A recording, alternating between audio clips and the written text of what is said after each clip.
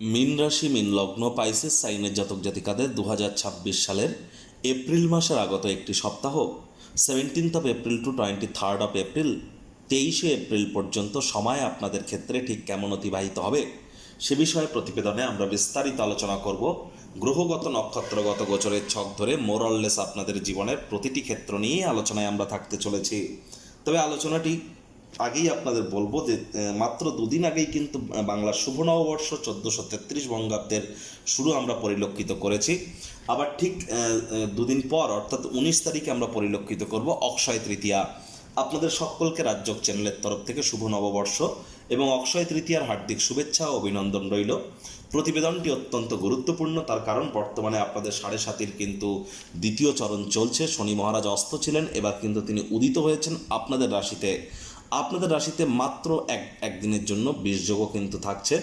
আবার এখানে আমরা দেখব যে আপনাদের কেন্দ্রপতি বুধ স্বগৃহকে পূর্ণ দৃষ্টি দেবেন, শুক্রের স্বগৃহে গোচর ঘটবে, পরাক্রমে স্বগৃহে গোচর করবেন একটানা 8-9 মাস পর সূর্যের মেষ সংক্রান্তি আমরা পরিলক্ষিত করতে চলেছি, যা অত্যন্ত গুরুত্বপূর্ণ। তাহলে স্কিপ না করে পুরোটাই শুনুন যদি ভিডিওটির প্রকৃত মর্মার্থ আপনারা উপলব্ধি করতে চান। পরিশেষে যেমন প্রতিকার নিয়ে আলোচনায় আমরা থাকি তেমনটি তো আছি। আলোচনাটি ইন জেনারেল হবে, অর্থাৎ এই পৃথিবীতে যতজন মীন রাশির জাতক জাতিকা আছেন তাদের প্রত্যেকের জন্য এই আলোচনা। আপনি চাইলে আপনার ব্যক্তিগত গণনা এনি টাইম আমাদের দ্বারাই করাতেই পারেন। আপনার ব্যক্তিগত জন্মছকের সাথে সাথে গ্রহগত গোচরের ছককে একসাথে কম্বাইন করিয়ে। এর জন্য স্ক্রিনে আমরা নাম্বার দিয়ে থাকি। শনিবার রবিবার অফিসে এসে সামনাসামনি ফেস টু ফেস সাক্ষাৎ করতেই পারেন, অথবা বাইফোন এনি টাইম কনসালটেন্সি আপনারা নিতেই পারেন। তো চলুন কথা না বাড়িয়ে আলোচনায় প্রবেশ করা যাক। মীন রাশি মীন লগ্ন পাইসেস সাইনের জাতক জাতিকারা কালপুরুষের রাশিচক্র অনুযায়ী দ্বাদশতম বা অন্তিমতম রাশির আন্ডারে আপনারা পড়েন। আপনাদের রাশির মালিককে বৃহস্পতি। আর স্ক্রিনে আপনারা যে চার্টটি দেখতে পাচ্ছেন এটি মীন রাশির জাতক জাতিকাদের 2026 সালের 17 এপ্রিল আপনাদের গ্রহগত গোচরের ছক ঠিক এমনটি কিন্তু দেখাবে। ফার্স্ট হাউস যেখানে 12 লেখা আছে গুলিয়ে ফেলবেন না, এটি আপনাদের ফার্স্ট হাউস। এখানে মঙ্গল বুধ শনি চন্দ্রের চতুর্গ্রহী যোগ থাকছে। আর শনির নক্ষত্র উত্তর ভাদ্রপদে গোচর করছে, আর চন্দ্র কিন্তু রাশি পরিবর্তন করবে 2-2.5 দিন অন্তর অন্তর। সূর্য শুক্রের শুক্রাদিত্য যোগ থাকছে আপনাদের পরিবার বাণী অর্থের ভাবে। সূর্যের মেষ সংক্রান্তি এখানে ঘটেছে। শুক্র কিন্তু 19 তারিখে রাশি পরিবর্তন করে পরাক্রমে স্বগৃহে গোচর করে যাবেন। গুরু বৃহস্পতি নিজের নক্ষত্র পুনর্বসু নক্ষত্রে বর্তমানে মার্গী অতিচারী আছেন আপনাদের সুখভাবে। কর্মেশ আপনাদের, লগ্নেশ আপনাদের। কেতু কিন্তু বর্তমানে নিজের নক্ষত্র মহা নক্ষত্রে আপনাদের অগ্রীণ শত্রুর ভাবে গোচর করছে। রাহু নিজের নক্ষত্র শতবিষ নক্ষত্রে মোক্ষের ভাব ব্যয়ের ভাবে গোচর করছে। প্রথমেই যে বিষয় সম্পর্কে আপনাদেরকে আমরা অবগত করার প্রচেষ্টা করব যে দেখুন, সূর্য সৌরজগতের রাজা, আর সূর্য কিন্তু আপনাদের ক্ষেত্রে আপনাদের রোগ ঋণ শত্রুর ভাবের মালিক। আর সেই সূর্য কিন্তু সৌরজগতের রাজা হওয়া সত্ত্বেও তিনি কিন্তু যখন প্রতিটা মাসে মাসে একটি রাশি পরিবর্তন করেন, অর্থাৎ 12টি মাস তিনি 12টি রাশিতে থাকেন। যখন যে রাশিতে গোচর করেন তখন সেই রাশির সংক্রান্তি আমরা বলি। আর সূর্য কিন্তু এতদিন কুম্ভ সংক্রান্তি, মকর সংক্রান্তি, মীন সংক্রান্তিতে ছিলেন, এবার শেষমেশ তিনি মেষ সংক্রান্তিতে প্রবেশ করে উচ্চস্থ হয়েছেন।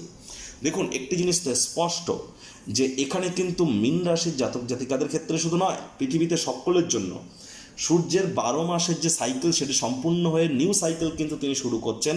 এবং সূর্যের উচ্চস্থ হওয়ার কারণে স্পেশালি মীন রাশির জাতক জাতিকাদের জন্য আপনাদের ক্ষেত্রে আপনারা রোগ ঋণ শত্রু 3টি ক্ষেত্রেই কিন্তু জয়যুক্ত হতে চলেছেন। বেকার যুবক যুবতীদের নতুন চাকরি, নতুন কর্মসংস্থানের যোগ এগুলি প্রাপ্তি হতে চলেছে।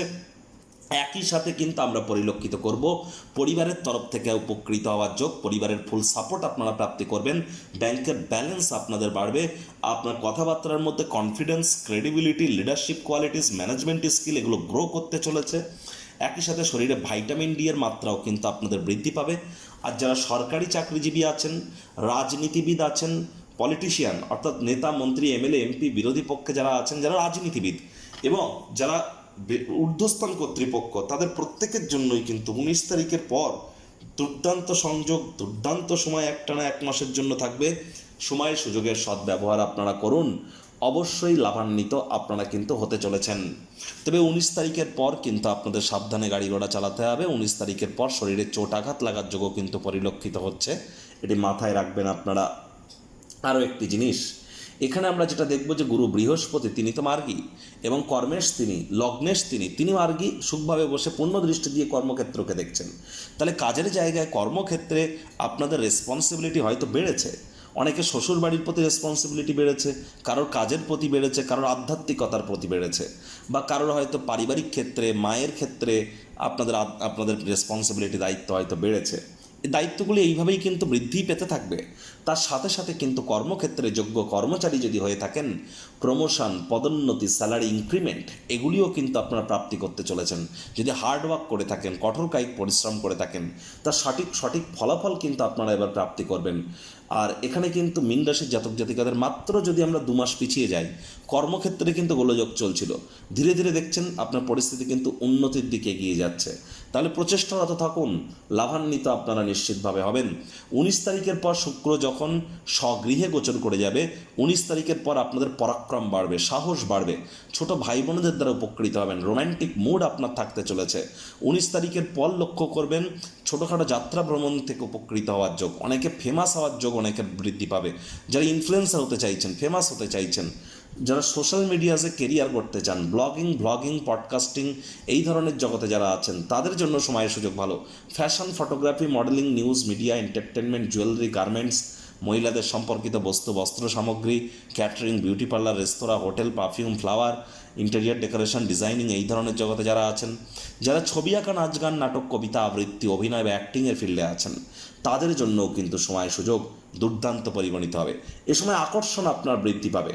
তবে একটি জিনিস খেয়াল রাখতে হবে, রাগ কিন্তু আপনার মাত্রা অতিরিক্ত থাকতে চলেছে এ সপ্তাহে, জেদও মাত্রা অতিরিক্ত থাকবে।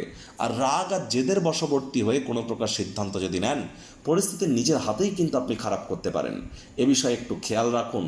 আর শনিচন্দ্রের বিষযোগের কারণে 17 তারিখ দুপুরবেলা পর্যন্ত আপনাদের শরীর স্বাস্থ্যের দিকে অতিরিক্ত নজর দিতে হবে। একটু মেন্টাল প্রেশার, টেনশন বাড়তে পারে, চোখ কান খোলা রেখে এগিয়ে চলুন।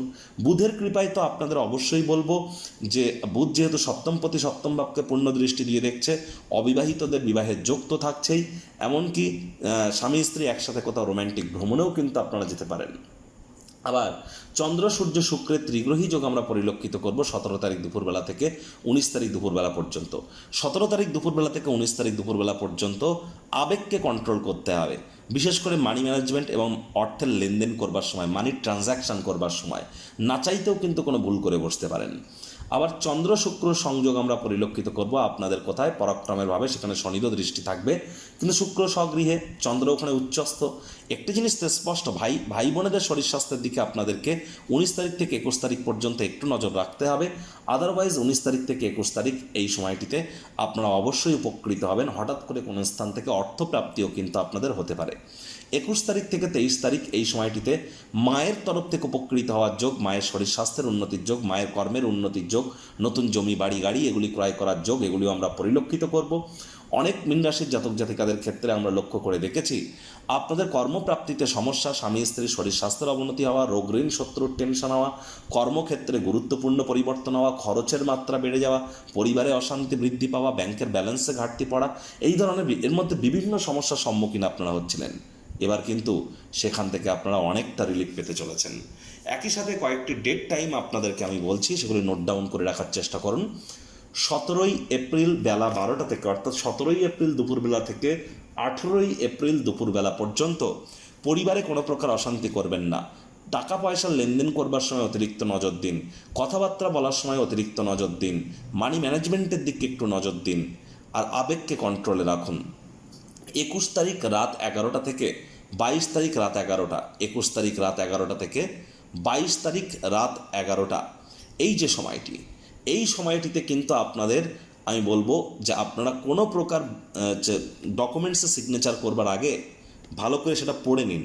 বিশেষ করে জমি বাড়ি গাড়ি এগুলি ক্রয় করার জন্য 21 তারিখ রাত 11টা থেকে 22 তারিখ রাত 11টা পর্যন্ত সময় কিন্তু খুব একটা ভালো না। এ সময় কিন্তু মস্তিষ্ক আপনার ভ্রমিত হতে পারে, ইলিউশন কাজ করবে, ভ্রমের বশবর্তী হয়ে মারাত্মক কোনো ভুল কিন্তু আপনারা করে বসতে পারেন।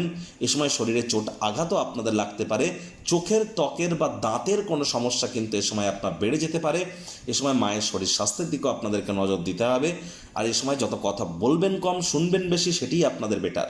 আর 21 তারিখ রাত 11টা থেকে 22 তারিখ রাত 11টা পর্যন্ত কোনো প্রকার নেশা ভাঙ করা থেকে, লটারি সাট্টা জুয়া থেকে আপনারা বিরত থাকুন।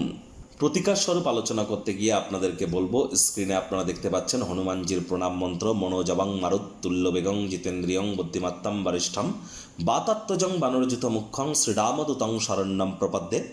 এটি আপনারা জপ করুন, রেগুলার 9 বার করে জপ করুন, অত্যন্ত উপকৃত হবেন। আর দেখুন, মঙ্গল কিন্তু আপনাদের ভাগ্যপতি, মঙ্গল কিন্তু আপনাদের পরিবার, বাণী, অর্থের ভাবের মালিক।